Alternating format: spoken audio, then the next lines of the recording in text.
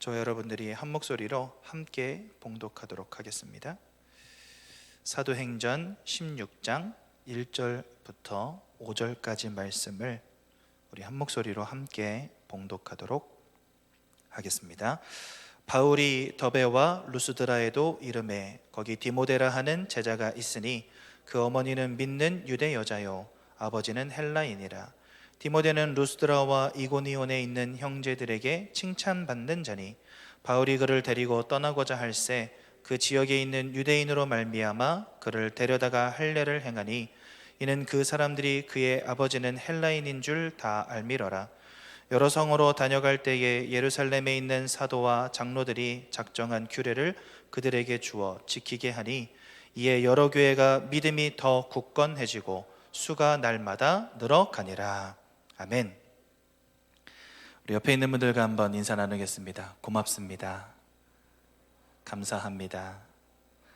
주님 안에서 사랑합니다. 비대면 시대에 이렇듯 현장에서 예배 드릴 수 있는 게 참 너무 감사한 것 같습니다.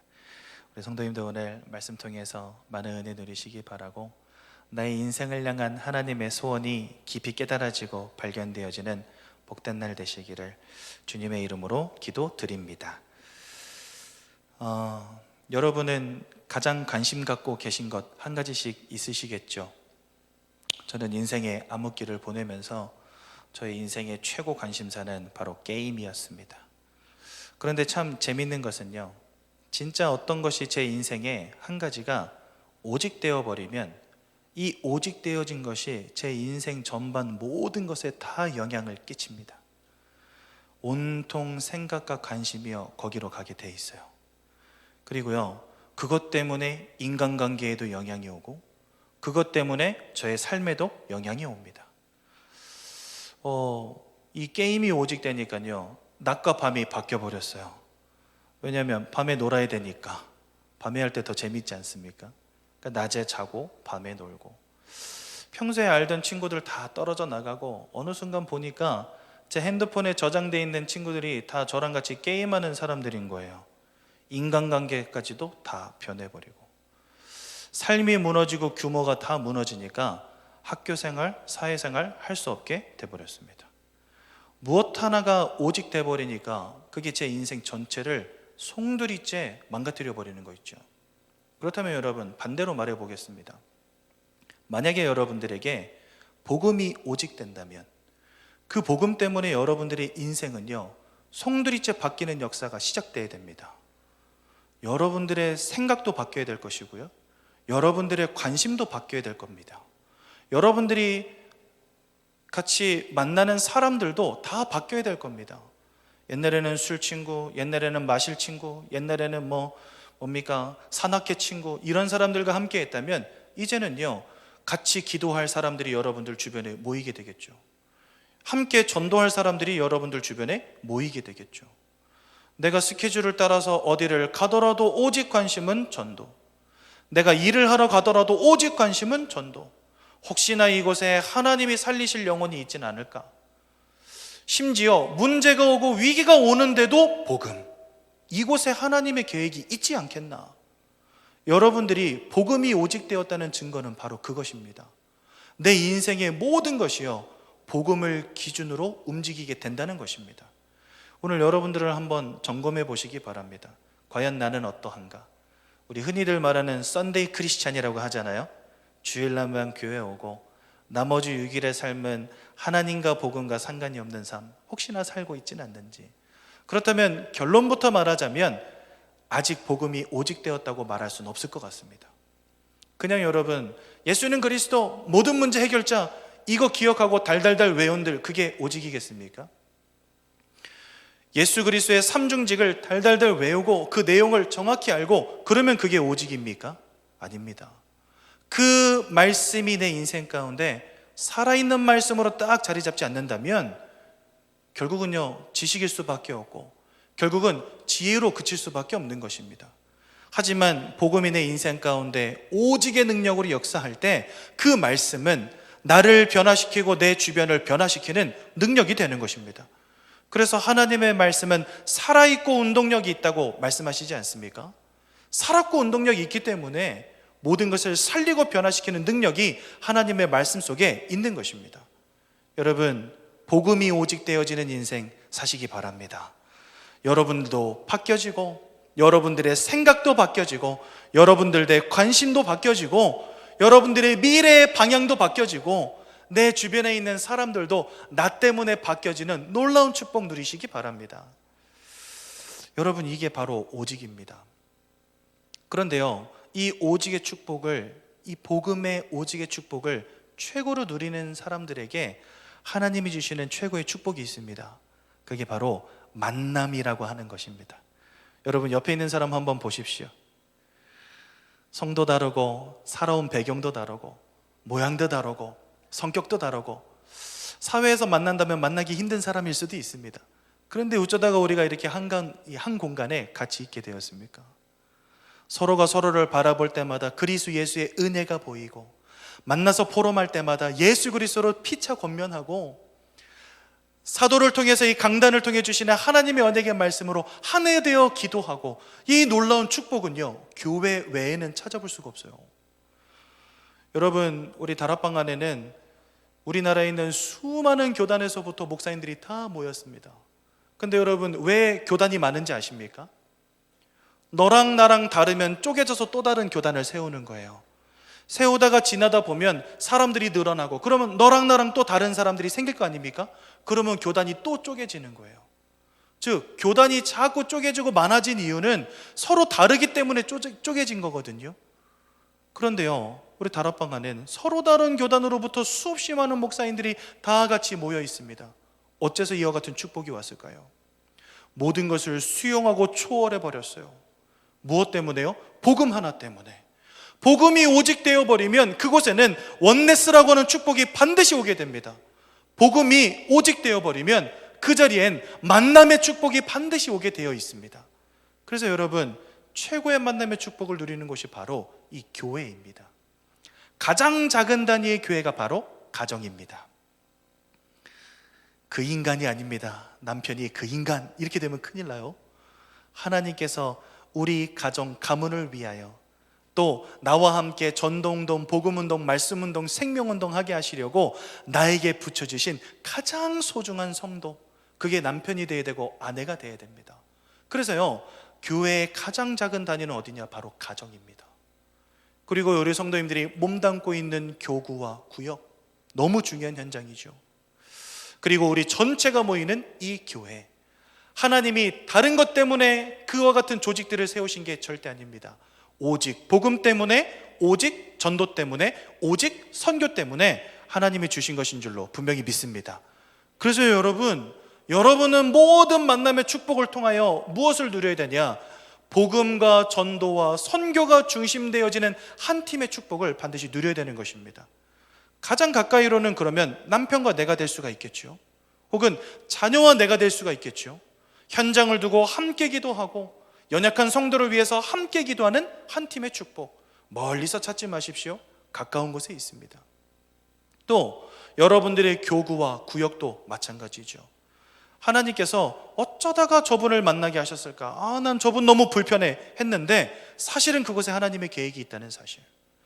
여러분들을 한 곳에 모으고 그곳에서 함께하게 하신 데에는 하나님의 계획이 있다는 사실을 꼭 기억하시고요. 나에게 붙여진 구역장님, 캠프장님, 또 교구장님들, 이분들을 통해서 하나 되게 하시는 하나님의 계획을 찾아내는 것, 이거 정말 중요한 것입니다. 사실 저희가 코로나 때문에 오랫동안 현장 예배 드리지 못했고, 또 제가 현장의 목소리를 들어보니까 구역 예배도 오랫동안 드리지 못하다 보니까 모이기가 쉽지 않고, 사역도 오랫동안 안 하다 보니까 또 사역을 재개하는 것도 쉽지 않다는 이야기를 제가 듣게 되었습니다. 사실 이 전염병 참 무서운 것이지만 그것을 통해서 사단은요, 가장 중요한 축복들을 놓치게 만들었던 것 같아요. 우리는 빨리 회복해야 되겠습니다. 나와 함께한 사람들이 얼마나 소중한지, 그리고 하나님이 이와 같은 만남의 축복을 왜 허락하셨는지를 안다고 한다면 현장 예배의 중요성, 또 우리가 현장에서 함께 모여 기도하는 것이 얼마나 축복된 것인지를 꼭 기억해야 되겠습니다. 물론 여러분, 지금 시국은 참 어려운 시국이죠. 막 모이기 쉽지 않은 시국이죠. 그래서 우리 성도님들 더욱더 기도하셔야 되겠습니다. 하나님, 우리가 마음껏 은혜 누릴 수 있도록, 하나님, 우리가 마음껏 예배 축복 누릴 수 있도록 이 전염병 재앙이 빨리 속히 지나가게 하시고, 우리가 현장 예배를 회복하며 복음과 전도와 선교가 중심이 된 한 팀의 축복을 내 있는 현장에서 누리게 하셔서 나를 통해 모든 것 살리는 최고의 응답 허락해달라고 기도하며 응답받는 우리 귀한 성도님들 되시기 바랍니다. 오늘 보니까 바울이 중요한 응답들을 받지요. 루스드라 성에 이르러서 디모데라고 하는 제자를 만나게 됩니다. 근데 여기는 바울이 홀몸으로 들어간 게 아니었습니다. 성경엔 나오지 않지만 바울이 신라와 함께 움직이고 있었습니다. 그 증거가 사도행전 15장으로 넘어가면 나오게 됩니다. 바울과 신라라고 하는 두 사람이 만나서 고린도, 에베소, 데살로니가 중요한 현장들을 계속 순회하면서 그곳에서 제자를 찾아 세우고 이방인들에게 복음을 전하고 교회를 세우는 놀라운 증거와 응답을 누렸거든요. 우리는 오늘 신라가 어떤 사람인지 조금 살펴보고 넘어갈 필요가 있을 것 같습니다.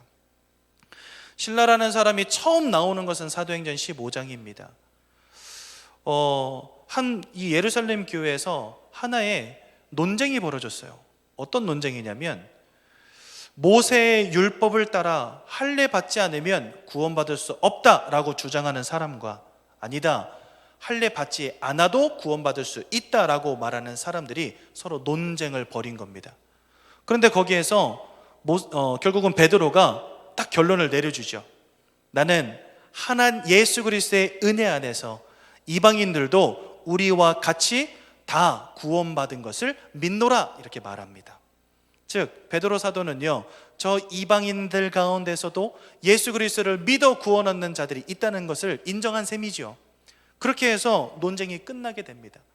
그런데요, 예루살렘 교회 안에서는 논쟁이 끝났지만 이방에 세워진 여러 교회들에서는 아직도 이런 논쟁들이 지속되고 있단 말이죠. 그래서 사도들이 몇몇의 사람들을 택해서 이 사람들을 각 교회로 보내가지고 이제 그 논쟁을 그치도록 하려고 마음을 먹습니다. 그 가운데 뽑힌 사람이 누구냐? 바로 신라라고 하는 사람입니다. 왜 하필이면 신라라는 사람이 뽑혔을까요? 이방 가운데도 구원이 있다라고 하는 이 말을 전하기 위해서 뽑힌 사람이거든요. 그렇다면 이 신라라는 사람이 어떤 믿음을 가지고 있는지 우리가 알 수 있겠죠. 그것에 이방인들도 구원받을 수 있다라는 말에 거부하는 사람이라고 한다면 뽑지 않았겠죠. 하지만 그것이 하나님의 소원임을 발견한 사람이기에 뽑혔을 겁니다. 이 신라는요, 예루살렘 교회에서 사도 바로 밑에 이렇게 위치하면서 제자들을 훈련하고 그 다음에 언약을 전달하고 하는 이런 사명을 감당했던 사람이었던 것 같아요. 그 말은요, 초대교회가 보았던 예수 부활을 체험했던 사람이고요, 또 오순절날 성령의 역사를 체험했던 사람이고요, 베드로를 통해서 안진뱅이가 일어나는 놀라운 하나님의 살아계신 능력의 역사를 체험했던 사람이 바로 이 신라라고 하는 사람입니다. 그런데 그것으로 그치지 않고 하나님의 계획과 소원이 또한 저 이방인들 가운데 있음을 알았던 사람이 바로 신라였습니다. 살아계신 예수 그리스도, 부활하신 예수 그리스도를 체험하고 그분이 살아 역사하심을 체험했는데 더하여 전도와 선교의 비밀이 무엇인지를 알았던 한 사람, 그게 바로 신라라는 사람이었어요. 그래서요, 사실은 바울이 신라와 함께 움직이기 전까지는 바나바와 함께 움직이게 되었는데, 이 바나바가 마가라고 하는 요한을 데리고 가자라는 말에 바울이 반대합니다. 왜냐하면 전도운동 같이 하다가 이 요한이라고 하는 사람이 자기들을 떠나간 적이 있었거든요. 그러니까 그 사람은 데려가지 말자, 이렇게 말합니다. 근데 그것 때문에 바나바와 바울이 서로 심히 다투고 그 이후에 바울이 택한 사람이 바로 이 신라라고 하는 사람이었습니다. 즉 예수 그리스도의 언약과 전도와 선교의 비밀을 아는 한 사람을 바울이 택한 거죠. 그렇게 해서 결성되어진 전도의 팀이 바로 바울과 신라 전도팀이었습니다. 여러분, 하나님은 만남을 통해서 예수가 그리스도이심을 온 땅에 증거해 나가십니다.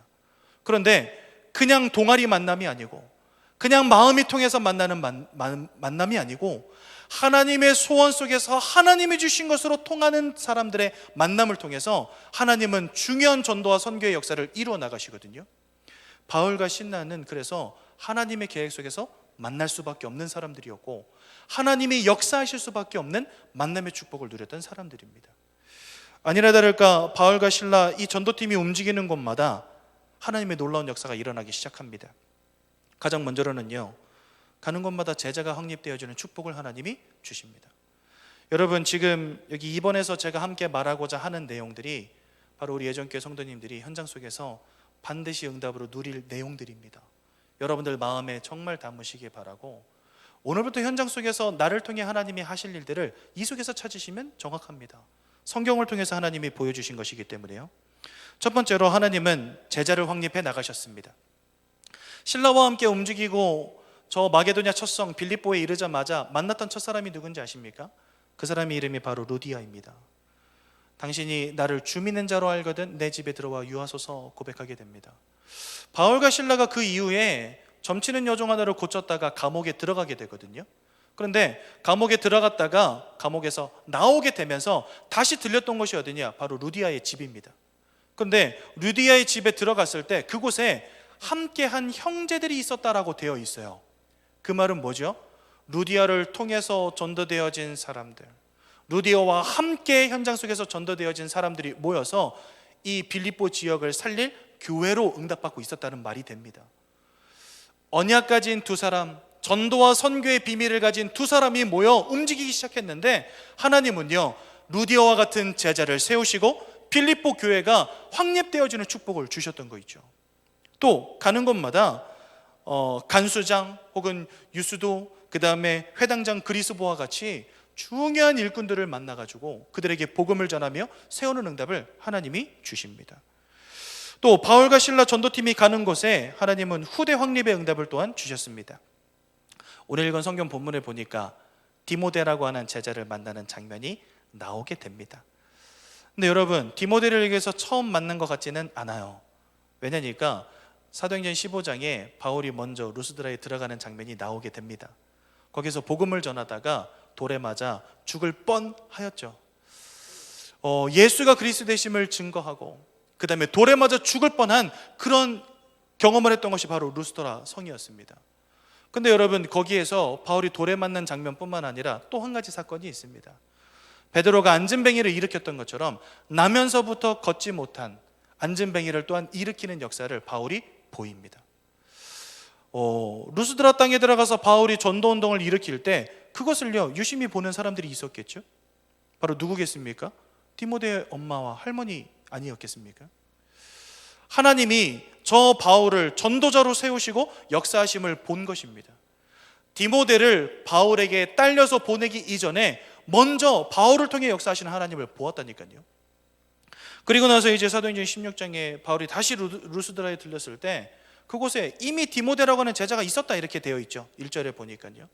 돌아다니다가 어디 기도처를 찾다가 만난 제자가 디모데가 아니라 이미 디모데라고 하는 제자가 있었다. 그러니까 하나님은 이 바울과 신라 팀이 움직이는 그 현장에 디모데라고 하는 이 후대 중요한 제자를 또한 예비해 두셨던 거죠. 맞습니다. 우리 성도님들이 함께한 그 현장, 함께 기도하며 원네스의 축복을 누리는 그 현장에 하나님은 후대 살릴 증거를 허락하실 줄로 분명히 믿습니다. 또한 교회를 확립해 나가셨습니다. 그렇게 해서 루디아의 가정을 통해 세워진 교회가 바로 빌립보 교회 아닙니까? 바울이 가는 현장마다 제자를 찾아 세우고 반드시 교회를 곳곳에다 세웠음을 우리는 성경을 통해 확인해 볼 수가 있습니다. 또 하나님은 현장의 증거를 허락해 주셨습니다. 감옥이 열리는, 빌립보 감옥이 옥토가 흔들리고 문이 열려져서 바울과 신라가 하나님 아버지 앞에 찬양하고 예수 그리스도의 언약을 증거할 전달할 놀라운 증거를 하나님이 허락하셨죠. 또 저 고린도 지역에 갔을 때는요, 은 5만원 책을 불사르는 놀라운 역사도 하나님이 보여주시게 되었습니다. 여러분, 제가 이번 주에 강단 말씀을 들으면서 이 한 팀이라는 단어를 붙잡게 되었습니다. 저는 사회생활을 오래 해보진 않았지만 몇 군데에서 이렇게 일을 할 때마다 한 가지 느낀 게 있었어요. 때로는 실력은 아주 좋지만 언약이 희미한 자와 일해 본 적도 있고요. 때로는 실력은 없지만 언약이 확실한 자와 일해 본 적도 있었습니다. 그런데 이 두 사람 이 두 부류의 사람들과 일을 해볼 때 저에게 더 편했던 사람은 실력은 없지만 언약이 확실한 사람이 더 편했었습니다. 왜냐니까요, 방향이 서로 맞지 않으면 움직여가기가 진짜 쉽지 않더라고요. 실력이 없어도 조금 느려도 방향이 맞으면 같이 갈 수 있잖아요. 그런데 여러분, 실력도 좋은데다가 방향이 틀려버리면은요, 내 뒤로 달려가는데 끌어올리면 얼마나 힘듭니까? 나는 앞으로 가야 되는데 얘는 자꾸 옆으로 삐져나가 얼마나 힘듭니까? 앞으로 가기도 벅찬데 옆으로 삐져가는 놈 잡아다가 끌어다 놔야 되니까 더 힘든 거 있죠. 하지만 방향이 같으면 괜찮습니다. 내가 가는 곳으로 그 사람도 함께 가니까 조금 도와주고 끌어주고 밀어주면 앞으로 나아갈 수 있어요. 그래서 여러분, 언약 안에서 언약으로 소통되어지고 언약으로 하나 되어지고 하나님의 소원으로 하나 되어지는 참된 축복을 누리는 그 모임을 통해서 하나님은 역사하실 수밖에 없는 것입니다. 그래서 저는요, 한 팀이라고 하는 것을 마음에 붙잡게 되었습니다. 그래서 오늘 이렇게 말씀을 준비하게 된 거죠. 하나님은 이 바울과 실라라고 하는 이 전도팀을 통해서 선교의 중요한 분들도 열어가셨습니다. 사도행전 15장 이후로 16장 이후로 바울이 가는 현장마다 아주 많이 나오는 단어가 있는데요, 거기 바로 헬라인의 큰 무리, 헬라 귀부인, 유대인이나 헬라인이나 이런 단어들이 참 많이 나오게 됩니다. 헬라가 바로 뭘 의미하죠? 유대는 히브리라고 말하고 유대를 제외한 모든 것을 헬라라고 말합니다. 그런데 이때 헬라인들이 바울이 전하는 예수 그리스도의 복음을 듣고 많이 돌아오게 되었다라는 말이 계속해서 사도행전에 보니까 나오게 됩니다. 그 말은 바울 이 전도팀을 통해서 하나님은 선교의 중요한 분들을 열어가셨다는 것을 우리가 볼 수 있는 거죠. 데살로니가 지역에 들어가자마자 헬라인의 큰 무리가 바울을 따르게 되고요, 또 베레아 지역으로 내려가자마자 헬라 기부인과 남자들이 바울이 전하는 도를 따랐다 이렇게 말씀하시고요, 또 고린도에 내려가서 헬라인들을 권면하였다 말씀하고 있고요, 또 에베소 지역에 내려가서 유대인이나 헬라인이나 바울이 전하는 그 말씀을 듣고 따랐더라 이렇게 말씀하고 있습니다. 언약으로 통한 두 사람이 딱 모이게 됐는데 하나님은 그 두 사람을 통해 현장의 제자와 후대와 교회와 증거와 선교의 축복까지 다 예비한 것을 우리가 볼 수 있습니다. 여러분, 이것이 바로 여러분들의 응답인 줄로 분명히 믿습니다. 여러분들 주변에 있는 사람들과 복음으로 하나 되어지는 축복 누릴 때 하나님은 여러분들에게 이와 같이 역사하실 줄로 분명히 믿습니다. 그럼 여러분, 이와 같은 응답이 가능한 이유가 무엇이겠습니까? 말씀 전하면서, 말씀을 준비하면서 여러분들에게 꼭 드리고 싶었던 내용이 바로 이것입니다. 지금 시대가 코로나 때문에 이제 비대면 시대가 되어가고 있다라고 말하죠. 교회의 이름은 땅에 떨어지고 이단과 우상들은 우후죽순처럼 일어나고 학교도 못 들어가, 아이 만나는 것들은 쉽지 않아, 현장에서 복음 전하는 것도 쉽지 않아. 어찌 보면은요, 전도하기 참 어려운 시대가 되었다라는 생각을 하게 됩니다. 근데 저는요, 지금까지 새가족부 4년째 해오면서 한 가지 느낀 게 있습니다. 새가족부에 찾아오시는 많은 분들은 우리가 오라 하지 않았는데도 오시는 분들도 계세요. 그 가운데는요. 왜 그러냐면 그분들에게 임하여 있는 인생의 근본의 문제는 6,000년 전이나 지금이나 변하지 않고 동일하기 때문에 그렇습니다. 시대가 바뀌어서 비대면 시대가 되었습니까? 학교 이런 데 못 들어가서 아이에게 복음 전하기 쉽지 않은 시대가 되었습니까? 맞습니다. 표면적으로 보여지는 모양은 맞지만 사람들에게 와 있는 그 근본의 문제는요, 여전히 그대로 남아 있습니다. 세상은 바뀌지만 그 근본의 문제 때문에 와 있는 인생의 문제도 여전히 남아 있습니다. 이것은 세상이 백날 천날 바뀌어도 절대로 해결되어지지 않는 문제예요. 돈을 아무리 많이 벌고 아무리 공부를 많이 하고 아무리 연구한다 할지라도 답을 찾아낼 수 없는 문제이기 때문에 결국은요, 영적인 답을 가진 한 사람, 또 그 영적인 답으로 하나 되어진 한 팀, 하나님은 이와 같은 사람과 전도팀을 통하여서 영적인 답을 잃어버린 저 사람들에게 답을 전달해 줄 수밖에 없는 것입니다. 저는 연약하지만 저의 말씀을 듣기 위해 오는 사람들 많이 있습니다. 새가족부에 많이 오십니다. 또 그분들 가운데 저에게 연락하고 또 저에게 많은 거 묻는 분들도 계십니다. 왜요? 그들에게 와 있는 인생의 근본의 문제를 치유할 방법은 오직 복음밖에 없으니까. 저는 볼품없고 능력 없는 사람이지만 올 수밖에 없습니다. 왜요? 우리는 답을 가진 사람들이니까. 시대는 바뀌지만 여러분, 근본은 절대 바뀌지 않습니다. 많은 것 다 바뀌었지만 절대로 바뀌지 않는 두 가지가 있습니다. 첫 번째는 인간은 하나님을 만나야 된다는 것이요, 두 번째는 사단은 그것을 방해하기 위하여 지금도 역사하고 있다는 사실입니다. 그러니 사람들은요, 시대가 아무리 좋아져도 아무리 바뀌어도 결국은 영적으로 고통당할 수밖에 없고 마음과 생각이 무너질 수밖에 없고 그 삶의 문제로 고통당할 수밖에 없습니다. 우리는 복음으로 잘 준비하고 있으면 됩니다. 전도의 문은 하나님이 열어가십니다. 그래서 여러분, 복음으로 소통하는 한 사람, 복음으로 소통되어지는 한 팀의 축복을 날마다 누리고 계셔야 돼요. 하나님의 축복하시는 인생은 바로 하나님의 소원을 발견하고 하나님의 것을 가지고 응답받는 사람들이 분명합니다. 이 자리에 계신 우리 모든 예전교회 성도님들, 바울과 실라와 같이 응답받으시기 바랍니다. 그때 당시에는 지금하고 너무 다르던 시대 아니었습니까? 그러면 이 성경의 응답이 우리의 응답이 될 수 없습니까? 그렇진 않습니다. 전사님, 요즘에는 비대면 시대라서 어디 누구 찾아가서 말하기도 쉽지 않은 그런 시대가 되었는데요, 복음을 막을 것은 아무것도 없습니다. 그렇지 않습니까? 그래서 우리는요, 하나님이 주신 것을 가지고 잘 준비하고 있으면 됩니다. 전도의 문은 하나님이 열어가시니까요. 이런 응답이, 바울과 실라가 받았던 그 응답이 우리에게도 올 수밖에 없는 이유는 다른 것 아닙니다. 이 땅의 근본의 문제 때문에 그렇고요, 또 그 근본의 문제 때문에 드러난 문제들이 아직도 이 땅 가운데 있기 때문에 그렇습니다. 모든 사람들이 우상과 또 실패와 영적, 정신적, 삶과 육신의 문제로 지금도 고통당하고 있습니다. 그들에게 유일한 해답은 오직 예수 그리스도밖에 없기 때문에 여러분들에게 하나님 만남의 축복을 주시고 여러분들 가는 곳마다 하나님은 많은 영혼들이 살아나는 분명한 증거를 허락하실 줄로 분명히 믿습니다. 결론을 드리겠습니다.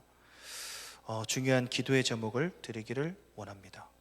정말 하나님이 언약으로 하나 되어진 한 팀을 통해 역사하시는 게 맞다고 한다면 우리 예전교회는요, 그것을 잘 준비해 나가야 되겠고요, 중요한 건 우리 모든 성도님들이 그것을 두고 함께 기도하셔야 되겠죠.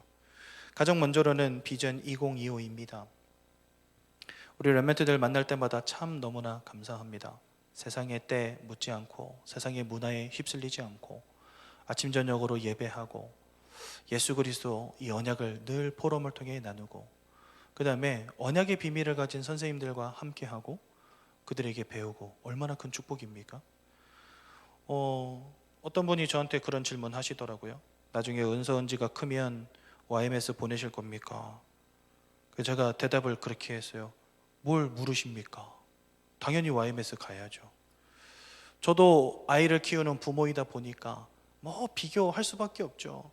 여기랑 저기랑 저기랑 여기랑 이렇게 비교할 수밖에 없죠. 그런데 백날 비교해봐도 결론은 한 가지입니다. 저기 보낼 수밖에 없겠구나. 언약으로 계속해서 훈련되어지고 뿌리내어지는 이 귀한 축복 가운데 우리 자녀가 있다고 한다면 어떻게 되겠습니까? 앞으로 전 세계 현장을 마음에 담고 기도하면서 그것을 살릴 한 팀의 축복이 여기서 시작되지 않겠습니까? 여러분, 금묵자학이라는 말이 있습니다. 결국은요, 문화에 휩쓸리다 보면 우리 자녀들도 언약 가지고 있다고 하지만 세상의 문화 속에서 흔들리고 넘어지고 자빠질 수밖에 없을 거예요. 세상 현장 속에서 세상의 친구들과 함께 섞여 살아가다 보면은요, 나도 모르게 가랑비에 옷 젖듯이 우리 자녀들의 마음과 생각을 세상의 문화와 사상이 잠식해 들어가는 것입니다. 그런데 어렸을 때부터 함께하며 함께 지내며 함께 포럼하며 함께 그리스도 예수의 복음으로 피차 권면하며 오래도록 같이 예배하고 같이 말씀을 나누고 함께 지내온 그 아이들이 팀을 이루게 된다면 어떻게 되겠습니까? 저도 신학교를 나왔지만 신학교는 진짜 동기 중심으로 움직이거든요. 이 목사님들도 동기 중심으로 같이 서로 포럼하고 같이 나누고 소식도 전하고 다 동기 중심으로 움직입니다. 우리 렘넌트들이 어렸을 때부터 YMS에서 함께 훈련되어서 자라오면서 이 아이들이 팀을 이루게 되었다? 어떻게 되겠습니까? 앞으로 우리 예전교회 안에서 이 아이들이 중직으로도 설 것이고 현장 속에서 전도자로 서게 될 것인데, 저는 이 아이들을 통해서 올 응답이 굉장히 기대가 됩니다. 왜요? 어렸을 때부터 함께 해온 하나의 팀이기 때문에, 하나의 방향을 가지고 계속해서 함께 해온 팀이기 때문에. 그래서 여러분, 이 비전 2025는 너무나 중요한 것입니다. 교회가 하니까 우리 기도하자, 이런 수준이면 안 됩니다. 여러분, 우리 교회가 하는 거니까 기도 한번 해주자, 이래서는 안 되는 것입니다. 이곳에 담긴 하나님의 소원을 보시기 바라고, 앞으로 이 렘넌트들을 통해서 하나님이 하실 일을 기대하면서 기도해 주시기 바랍니다. 또 두 번째는요, 치유학교입니다. 치유학교는 복음과 말씀으로 치유, 회복의 증거를 누릴 한 팀의 축복을 누려야 됩니다. 담임 목사님 가끔 그런 이야기 하시거든요. 지금 치유학교 와 계신 분들이 진짜 복음 말씀 계속해서 듣는 가운데 이분들이 딱 치유되어져서 앞으로 영적 문제 당한 사람들을 말씀으로 사역해주는 사역자로 서게 되었다. 이 얼마나 큰 축복이겠냐면서 너무 중요한 응답이 이 치유학교 속에 있다라는 말씀 자주 하세요. 맞습니다, 여러분. 앞으로는 영적 문제 계속해서 모든 사람들이 영적으로 방황하는 시대가 되어질 것인데, 그때 그들에게 예수 그리스도로 답을 줄 수 있는 치유의 한 팀, 우리 치유학교를 통해서 나와야 되지 않겠습니까? 여러분이 우리 사동 주변에, 우리 예전교회 주변에 영적으로 정신적으로 고통당하는 영혼들 얼마나 많이 있겠습니까? 그들에게 유일한 그리스도 예수로 답을 줄 수 있는 복음으로 치유하는 한 팀, 이게 치유학교를 통해서 일어나게 될 줄로 분명히 믿습니다. 우리 교회에서 치유학교 하니까 한번 기도해 주자, 그런 이야기가 아닙니다. 하나님의 소원이 있기 때문에 우리는 기도해야 되는 것입니다. 마지막으로 여러분들 구역과 교구입니다. 하나님 주신 증거로 현장 살릴 한 팀의 축복을 반드시 누리셔야 되겠습니다. 여러분, 제가 오늘 새벽에 욥기서를 가지고 메시지를 준비했는데요, 욥이 당한 문제를 보십시오. 어떤 문제에 당했습니까? 한순간에 자녀를 잃어버렸습니다. 가지고 있는 모든 재산을 한순간에 잃어버렸습니다. 건강하던 육체가 한순간에 질병 걸려버렸습니다. 한마디로 말해서요, 일반적으로 사람이 어떤 문제를 당했을 때 감당해낼 수 있는 한계를 훨씬 상회하는 문제가 와버린 거예요. 절대 불가능의 문제를 탁 맞닥뜨리게 된 것입니다. 근데 그 가운데 승리할 수 있었던 이유가 뭐였죠? 예수가 그리스도라고 하는 복음의 비밀을 가졌던 것입니다. 여러분들은 현장 가운데에서 그리스도 예수의 능력으로 말미암아 반드시 승리하며 성공한다고 하는 증거를 현장에서 누리시기 바랍니다. 그 증거 가지고요, 이 땅에 무너져가는 모든 영혼들을 살리는 최고의 응답 누리셔야 될 줄로 분명히 믿습니다. 복음과 전도와 선교가 중심되어진 한 팀. 과연 나는 진짜 복음과 전도와 선교가 중심되어진 사람이 맞는가? 이것이 나의 모든 관심이요, 나의 모든 생각이요, 나의 삶의 이유요, 내가 살아가는 모든 것의 이유가 바로 이 세 가지가 되었는가? 그렇다면 지금 여러분들과 함께하는 그 사람을 통해, 또 그 만남을 통해 하나님은 모든 것 살리는 응답 우리에게 허락하실 줄로 분명히 믿습니다. 여러분, 한 팀의 응답 누리시기 바라고, 모든 것 살리는 최고의 응답을 가정과 현장 속에서 날마다 누리시기를 예수님의 이름으로 기도드립니다. 사랑의 하나님, 은혜 너무나 감사를 드립니다. 바울과 실라 이 전도팀을 통하여 하나님은 현장 속에서 어떠한 응답을 주셨는지 오늘 우리가 함께 확인해 보았습니다. 하나님, 우리가 복음 가진 한 사람 되게 도와주시고, 하나님의 소원이 우리의 방향되어서 그 하나의 방향으로 하나 되어지는 원네스의 축복을 누리는 한 팀의 축복 누리게 도와주셔서 우리의 이 모임을 통해 영적 문제 당한 이 시대를 살리게 하시고, 방황하는 모든 영혼들을 그리스도 예수의 이름으로 살리는 최고의 축복 누리도록 우리 예전교회 모든 성도님들 인생 가운데 지금 이 시간 성령으로 역사하여 주옵소서. 이 모든 말씀 우리 주 예수 그리스도의 이름으로 기도드렸습니다. 아멘.